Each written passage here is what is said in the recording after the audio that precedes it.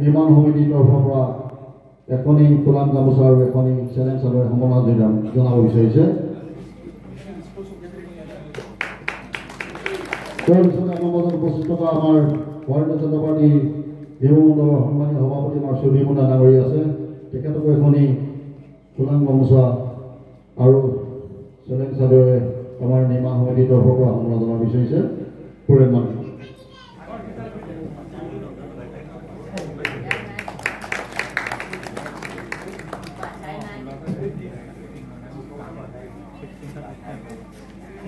আমাৰ ইয়াৰ পিছতে আমাৰ উপস্থিত থকা অতিৰিক্ত কাৰ্যবাহী অভিযন্তা আমাৰ ফাৰুক আহমেদ ডাঙৰীয়া আছে। তেখেতকো এখনি নিৰ্মাণ সমিতিৰ তৰফৰ পৰা এখনি চেলেঞ্জ চাদৰ আৰু কোলাম গামোচা সম্মাননা বিচাৰিছে। পুনিয়া পাণ্ডৱ ডাঙৰীয়া।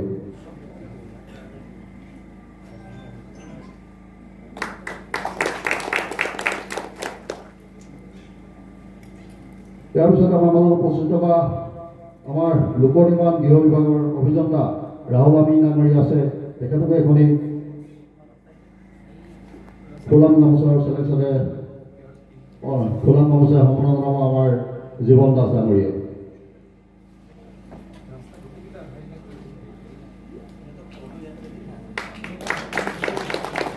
আমাৰ মাজত উপস্থিত থকা আমাৰ শিৱসাগৰ জিলাৰ চাহ মৰ্চাৰ সন্মানীয় সাধাৰণ সম্পাদক কৃষ্ণ গগৈ ডাঙৰীয়া আছে। তেখেতকো নিৰ্মাণ সমিতিৰ তৰফৰ পৰা এখন কোলাম গামোচা সম্মাননা জনাব বিচাৰিছে আমাৰ আন্তনি ডাঙৰীয়ে। আমাৰ মাজত উপস্থিত থকা আমাৰ প্ৰধান গাঁও পঞ্চায়তৰ প্ৰাক্তন সভানেত্ৰী আমাৰ মীনামণি মাংকি বাইদেউ আছে। তেখেতক এখন কোলাম গামোচা সম্মাননা জনাব আমাৰ দেৱৰাজ চবৰ ডাঙৰীয়া। আমাৰ মাজত উপস্থিত থকা ভাৰতীয় জনতা পাৰ্টি দেৱমণ্ডল সমিতি যুৱ মৰ্চাৰ সন্মানীয় সাধাৰণ সম্পাদক আমাৰ পাৰ্থপ্ৰতীক কোঁৱৰ আছে। তেখেতকো এখন কোলাম গামোচা সম্মাননা জনাব আমাৰ কৃষ্ণ পাতি ডাঙৰীয়া। আমাৰ মাজত উপস্থিত থকা আমাৰ অভিচি মৰ্চাৰ সভানেত্ৰী আমাৰ পৰি গগৈ আছে। তেখেতকো এখনি কোলাম গামোচা সম্মাননা বিচাৰিছে।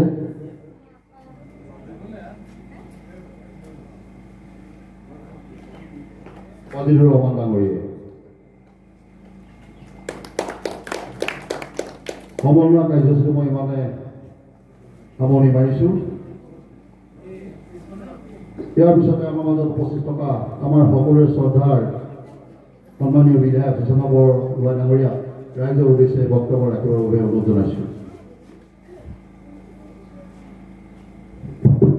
এই যিটো মহাপ্ৰভু জগন্নাথ স্কিল আৰু কমিউনিটি চেণ্টাৰ, ইয়াৰ যোগেদি আমাৰ বাগান অঞ্চলৰ দুটা সমস্যা সমাধান হ'ব।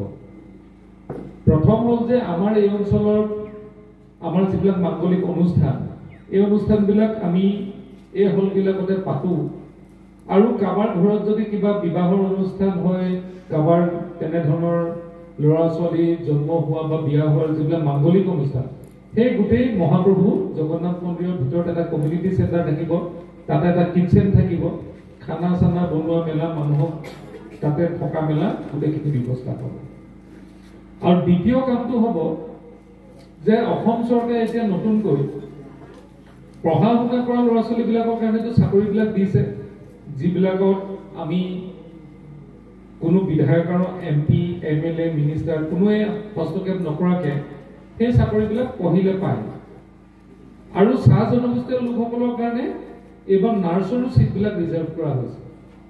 আৰু কেইদিনমানৰ আগতে শিৱভদ্ৰ ডাঙৰীয়াই আমাৰ মন্ত্ৰী জয়ন্ত মল্ল বৰুৱাৰ লগত এখন সভা পাতিছিলে, য'ত আমাৰ ITI বিলাকত পঢ়িবৰ কাৰণে প্ৰায় 600 চিট ৰিজাৰ্ভেশ্যনৰ ইতিমধ্যে চৰকাৰে সিদ্ধান্ত লৈছে। আৰু এটা ডাঙৰ সিদ্ধান্ত ল'লে, এইবাৰ মেডিকেল কলেজৰ চিট আগতে 6টা আছিলে চাহ জনগোষ্ঠীয় লোকৰ কাৰণে, 6টা চিটহে গোটেই অসমৰ চাহ জনগোষ্ঠীয় লোকে চিট পায়। সেইটো ৰিজাৰ্ভ কেটেগৰী। কিছুমানে অপেন কেটেগৰীত বেলেগতো পায়, সেইটো বেলেগ কথা, কিন্তু ৰিজাৰ্ভেশ্যন আছিলে 6টা চিট আমাৰ গোটেই চাহ জনগোষ্ঠীয় লোকৰ কাৰণে অসমত চিট পায়। সেই চিটটো বহাই এবাৰ 48টা কৰিলে। তাৰমানে বছৰে 48 গৰাকী ডক্টৰ অকল চাহ জনগোষ্ঠীয় লোকৰ পৰা ওলাব। এই যে কামবিলাক কৰিছে, ইয়াৰ উপৰিও আমি স্কিলবিলাকৰ যোগেদি স্কিল মানে ট্ৰেইনিং 3 মাহ ট্ৰেইনিং 6 মাহ ট্ৰেইনিং আজি 3 মাহ ট্ৰেইনিং দিব কেতিয়াবা হোটেল হস্পিটেলিটি বুলি ক'লে শব্দটো ভুল বুজিব বা বহুতে বুজিব নোৱাৰিব হোটেল হস্পিটেলিটি মানে ডাঙৰ হোটেলবিলাকত ৰুম চাফা কৰাৰ পৰা আৰম্ভ কৰি সেই ৰুম যে বনাই মানুহবিলাকক চাফা কৰা বিছনাৰ পৰা আৰম্ভ কৰি এইবিলাকৰ মানুহক ট্ৰেইনিং দিলে মানে মাহে 15,000কে টকা পোৱাৰ ব্যৱস্থা দৰমহাৰ প্ৰাইভেট চাকৰি পায় সেইবিলাকৰ ট্ৰেইনিংটো এই চেণ্টাৰবিলাকত হ'ব অহা 3 তাৰিখৰ পৰা গোটেইবিলাক আধা হিলা কৰি আৰু গোটেইবিলাক দুদিনত আধা হিলা কৰি পূৰণ আমি সম্পূৰ্ণ কৰি গোটেইখিনি যাতে বাগান অঞ্চলত কোনো অসুবিধা নহয় আৰু কাৰণ 25লৈকে সব বাগানৰ ৰাস্তা 42 কিলোমিটাৰ ৰাস্তা এতিয়া সম্পূৰ্ণ হৈ যাব এই মই ভাবো যে জিএনএম এএনএম মেডিকেল ল'ৰা-ছোৱালী স্কিলৰ এই গোটেইবিলাক যেতিয়া আমি সমস্যা সমাধানৰ লাহে আগবাঢ়ি যাম অসমখনত আপোনালোকৰ জৰিয়তে অৰ্থনৈতিকভাৱে আগুৱাই নিয়াৰ ক্ষেত্ৰত আমি যথেষ্টখিনি কাম কৰিব পাৰিম সকলোলৈ ধন্যবাদ জনাই মই মোৰ দুআষাৰ ইমানতে সামৰণি মাৰিছোঁ ধন্যবাদ সম্মানীয় সভাপতি পুনিয়া মানৱ ডাঙৰীয়াক আমি মঞ্চলৈ আহিবলৈ অনুৰোধ জনাইছোঁ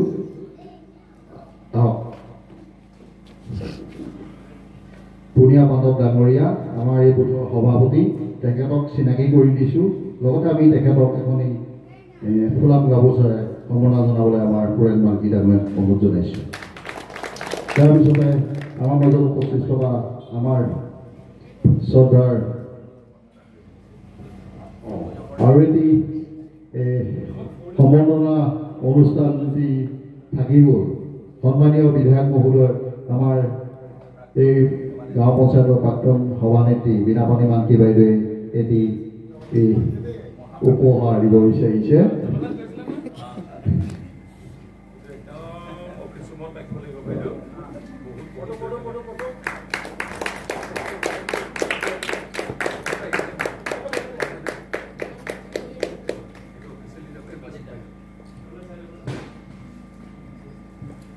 বীণা বাইদেউলৈ ধন্যবাদ জ্ঞাপন কৰিছোঁ ইয়াৰ পিছতে আমাৰ মাজত উপস্থিত থকা আমাৰ অসম চৰকাৰৰ চাহ নিগমৰ উপাধ্যক্ষ সন্মানীয় শিৱভদ্ৰ ডাঙৰীয়া আছে তেখেতক ৰাইজৰ উদ্দেশ্যে বক্তব্য ৰাখিবলৈ অনুৰোধ জনাইছোঁ সন্মানীয় আজিৰ এই আধাৰিলা অনুষ্ঠানত উপস্থিত আমাৰ এটা শ্ৰদ্ধাৰ সন্মানীয় বিধায়ক সুশান্ত ডাঙৰীয়া আমাৰ ডিপাৰ্টমেণ্টৰ পৰা অহা SDO ছাৰ ফাৰুক আমিন ডাঙৰীয়া আমাৰ সমাজ কৰ্মী মণ্ডলৰ সভাপতি সুধীৰ মুৰা ডাঙৰীয়া বীণা বাইদেউ আমাৰ যুৱ মৰ্চাৰ সভাপতি বুট কমিটিৰ সভাপতি আমাৰ সন্মুখত এখন বহি আছে জিতু চিতিয়া ডাঙৰীয়া প্ৰমুখ্যে মণ্ডলৰ দায়িত্বত থকা বিজেপি আৰু স্থানীয় ৰাইজ আজি এটা আমাৰ এটা গৌৰৱৰ দিন এটা ভাল দিন যিটো নেকি আমি আজি স্মৰণ কৰিবলৈ আমি আজি ইয়াত থিয় হৈছোহি আমাৰ দিয়ৰে এজন খেলুৱৈ কৈছে যে জাগাটোলৈ খেলি মেলি দিনাখন হৈছিলে তেখেতে নিজে কৈছে যে এই নিচিনা এটা ইমান এটা গুৰুত্বপূৰ্ণ এটা বিষয় ইয়াত আহিছে গতিকে নিষ্পত্তি হ'ব লাগে বুলি এটা ভবা তেখেতে কৈছিলে তো গুৰুত্বপূৰ্ণ বিষয় যে চাহ বাগানত আমাৰ সৰু সৰু চোতাল আছে এই সৰু সৰু চোতালত বিয়া এখন পাতিলে তাত আমি মানুহ বহুৱাব নোৱাৰা এটা অৱস্থা আছে বাগানবিলাকত এই কথাটোকে লৈ আমাৰ অসম চৰকাৰে আমাৰ বিধায়কসকলে এটা ব্যৱস্থা কৰিলে সেইটো আজি এইটো জগন্নাথ ভৱন স্কিল ডেভেলপমেণ্ট চেণ্টাৰ বিভা ভৱন এনেকৈ স্থাপন কৰিছে তো কিমান ডাঙৰ এটা বিষয় চাহ বাগিচা আমি চাই আছোঁ আমি যেতিয়া আৰম্ভ কৰিছিলোঁ হিমন্ত দা তেতিয়া আছিলে আমি ফাৰ্ষ্ট চৰকাৰক আমি হিমন্ত দাৰ নেতৃত্বত প্ৰথম মানুহবিলাকক কৈছোঁ চাহ বাগানত কেইটামান কথা নক'লে কেইটামান কথা নক'লে থাকি যায় এই যে গৰ্ভৱতী মহিলাসকলে পাত ছিঙাৰ দিনলৈকে মানে যিদিনাখন মানে কেঁচুৱা জন্ম দিয়ে সেইদিনালৈকে পাত ছিঙি আছিলে বুজিছে মানে কেতিয়াবা পাত ছিঙোতে হয়তো মানে পেইনটো আহি যায় কেতিয়াবা গহৰ গৈ আহি যায় এই কথাবিলাক কংগ্ৰেছৰ ইমান দিনত তেখেতসকলে চিন্তা চৰ্চা নকৰিলে হিমন্ত দা কিন্তু চাহ বাগানৰ মানুহবিলাকৰ কাৰণে গৰ্ভৱতী মহিলাবিলাকৰ কাৰণে 6 মাহৰ ছুটিৰ ব্যৱস্থা কৰিলে আজিৰ তাৰিখত গৰ্ভত কেঁচুৱাটোলৈ বাগানলৈ পাত ছিঙিবলৈ যাব নালাগে 1 এপ্ৰিলত যদি মানে ল'ৰাটো ইছ্যু হ'ব তেতিয়া 1 জানুৱাৰীৰ পৰাই আগত 3 মাহলৈকে ছুটি দিয়ে, পাছতো ছুটি। এনেকুৱা কামবিলাক এইখন চৰকাৰে আজিকালি কৰিছে। চাহ বাগানত আজিকালি কি হ'ল, আগত মেডিকেল ফাৰ্মাচী আছে ন, ফাৰ্মাচীবিলাকত আগত এক খেতিৰ দৰৱৰ ব্যৱস্থা আছিলে। ডাঙৰ ডাঙৰ কেইটামান থাকে, মানে আপোনাৰ মানে বটল থাকে, তাতে জ্বৰ হৈছে বোলে 1 খেতি, বসাৰ হৈছে 1 খেতি, এনেকুৱা ব্যৱস্থা আছিলে। এই কথাটোকে আমাৰ কিন্তু বৰ্তমানৰ মুখ্যমন্ত্ৰী ডাঙৰীয়াই আজি তাৰিখত চাহ বাগানবিলাকলৈ ফ্ৰী মেডিকেল দৰৱৰ ব্যৱস্থা আজি তাৰিখত কৰিছে। তাতো মানে ডাঙৰ কথা যে বাগানৰ গৰ্ভৱতী মহিলাসকলৰ কাৰণে যিটো পুষ্টিকৰ খানা খাব লাগে, আজি তাৰিখত প্ৰায় 15,000 টকা পাইছে এইসকলে। 15,000 টকা আজি তাৰিখত পাইছে। তো এই কথাবিলাকে আমি মানুহৰ মাজলৈ লৈ যাব লাগিব। বাগানৰ মানুহবিলাক হওক, বেলেগ বেলেগ মানুহ হওক, সৰু সৰু কথাত লাগি থাকে। এতিয়া লাগি আছে কিন্তু 10,000 টকা, এই যে পুলিটো ৰুলে 10,000 টকা আমি কেতিয়া পাম লাগি আছে। চৰকাৰখন নিদিব নেকি কাৰণে এনেকৈ কথাবিলাক কৈ আছে গ্ৰুপবিলাকে। এনেকুৱা কথা আমি ইলেকশ্যনত কৈছোঁ, সেইটো কথা পাইছোঁ। আমি দুইজনে বিয়াটো তাতো কৈছে বোলে আমাৰ 10,000 টকাটো কেতিয়া দিব। মই তেতিয়া মানুহবিলাকক কৈছোঁ, তোমালোকৰ গোটৰ নামত লাখ লাখ টকা আছে আজি তাৰিখত, বিহৰ গোটত লাখ লাখ টকা আছে, কোটি কোটি টকা আছে, আৰু কি তোমালোকে 10,000 টকাৰ কথা কৈছা? মানে আমি কৈছোঁ সেইকাৰণে আপোনালোকক কৈছোঁ যে আমাৰ চৰকাৰখন যেতিয়া আঁচনি এটা ঘোষণা কৰে, সেই আঁচনিটো কোনোদিনে ৰৈ নাযায়, কোনোদিনে ৰৈ নাযায়। যিমানবিলাক আঁচনি হ'ল আমি একদম সফলতাৰে এই চৰকাৰখনে ধুনীয়াকৈ লৈ গৈছে। এইটো হৈছে বিজেপি চৰকাৰ, এইটো হৈছে হিমন্ত বিশ্ব শৰ্মা মুখ্যমন্ত্ৰী, এইটোৱে তেখেতৰ বাক্য। আগতে মাহ জোৰা মানুহে ৰেচন পাই আছিলে, মাহ জোৰা 1 মাহ গোটেই কাৰ্ডৰটো 1 মাহ। আজি তাৰিখত ডেট ফিক্স কৰি দিলে, 1 তাৰিখৰ পৰা 10 তাৰিখলৈকে পাবই লাগিব, আনিব লাগিব চাউলটো। এই ব্যৱস্থাটো কৰি দিলে, আগতে নাছিলে। অৰুণোদয় মানুহবিলাকে 10 তাৰিখে মানে দৰমহাটো 10 তাৰিখে যিটো পইচা সোমাব লাগে সোমাবই। লাখপতি বাধ্য বনাম বুলি কৈছে, লাখপতি ইতিমধ্যে আৰম্ভ হৈছে। মই নিজে চাইছোঁ, মোৰ ঘৰতে মই চাইছোঁ।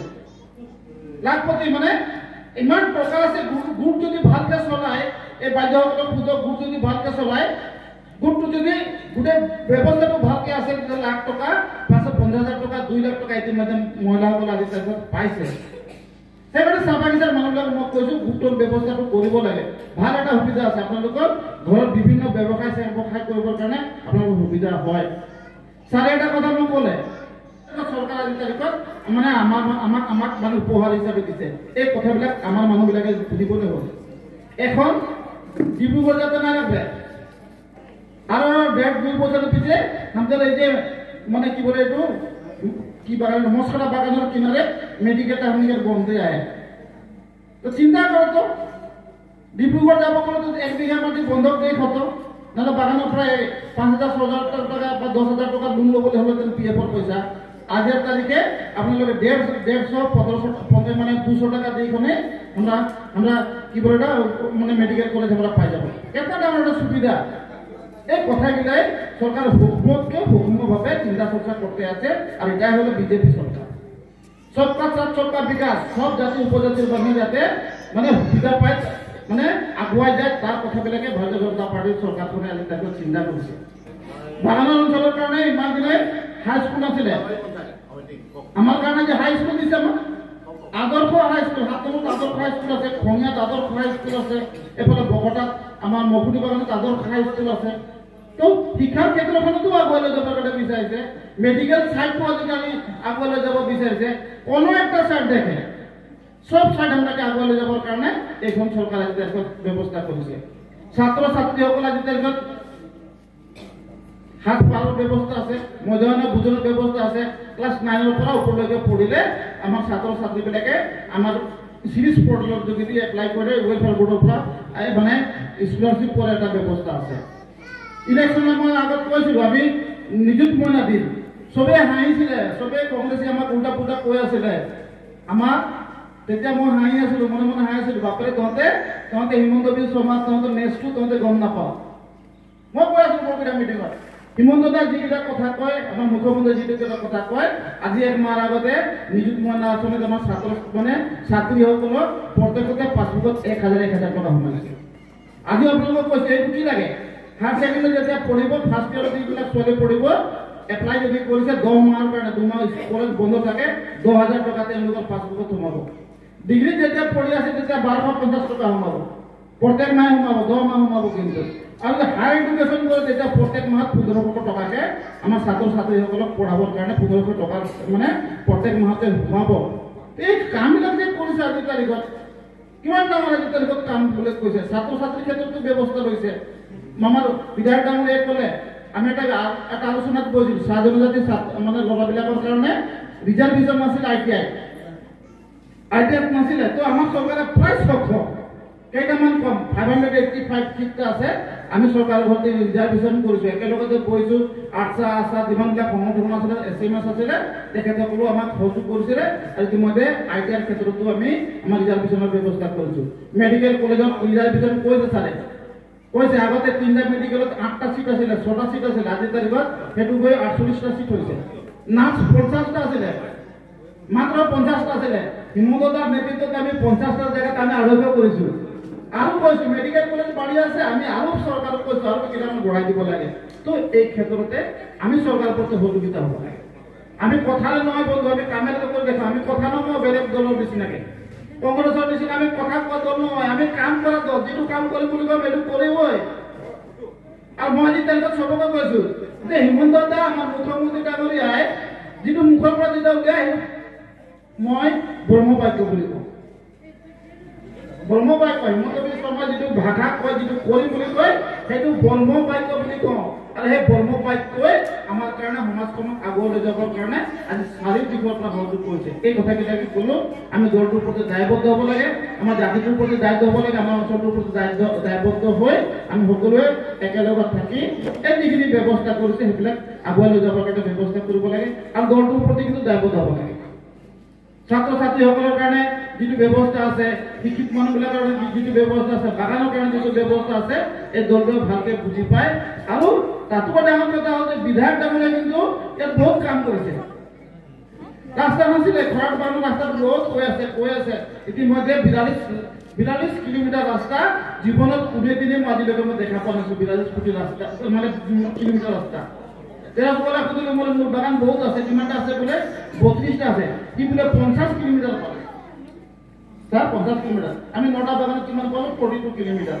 গতিকে আমাৰ ৰাস্তাৰ কাম আমি চবকে কৈছোঁ, ৰাস্তাৰ কাম আমি গৌহাটীলৈকে মানে আমি 26 চনৰ ভিতৰত আমি শেষ কৰিব পাৰিম। আমাক আশীৰ্বাদ কৰিব। বিধায়ক ডাঙৰীয়াকে ভাল মংগলে আজি কাম আৰম্ভ কৰিছে। সকলোৱে বিধায়ক ডাঙৰীয়াৰ নামত এটা হাত পৰি মাৰিব লাগে। চবে এটা মানিব লাগে, জিৰৰ নিচিনা জেগাত এই বস্তুটো আনি দিলে হয় নহয়, একটা ভালো বস্তু আনি দিলে জিৰৰ নামে হয় নহয়। প্ৰতি হয় আমাৰ বুলি গণ্য কৰি চবে যাতে চকু দি মানে এওঁলোকক সহযোগিতা কৰে, চকু দিব লাগিব। হয়তো কেতিয়াবা 10 এক মিলাব বিচাৰিব, আপোনালোকে ক'ব লাগিব এইটো বেছি হৈছে বুলি ক'ব লাগিব। কেতিয়াবা কোনোবাই চুৰ কৰিব বিচাৰিব, তাকো ক'ব লাগিব আমাৰ ৰাজহুৱা সম্পত্তি হয়। একটা চিন্তাও যাতে তাৰ পৰা শিকি নাযায়। জগন্নাথ প্ৰভুৰ নামত যিবিলাক বস্তু আছে, জগন্নাথ ভগৱানৰ নামত আহিছে, কিন্তু ইয়াৰ পৰা কোনোবাই যদি একটা ইটা লৈ যায় বহুত ডাঙৰ পাপ লাগিব, বৰ ডাঙৰ পাপ লাগিব। ইয়াৰ পৰা যদি একটি যদি বাঢ়ি লৈ যায় বৰ ডাঙৰ পাপ লাগিব। ভগৱানে চাব, তাৰ প্ৰতি বেলেগ এটা ব্যৱস্থা হ'ব, ভগৱানে দিব এইটো ব্যৱস্থা। সেইকাৰণে নিজৰ বুলি কাম কৰাৰ কাৰণে সকলোকে আহ্বান জনাই, সকলোকে চোৱা চিতা কৰি যাতে ভালকৈ নিৰ্মাণ কৰিবৰ কাৰণে আমাক সহযোগিতা আগবঢ়াই, ডিপাৰ্টমেণ্টক সহযোগিতা আগবঢ়াই, এইখিনিকে আশা ৰাখি মই সকলোকে মোৰ আন্তৰিক শ্ৰদ্ধা ভক্তি জনাই মোৰ চমু বক্তব্য সামৰিছোঁ। নমস্কাৰ।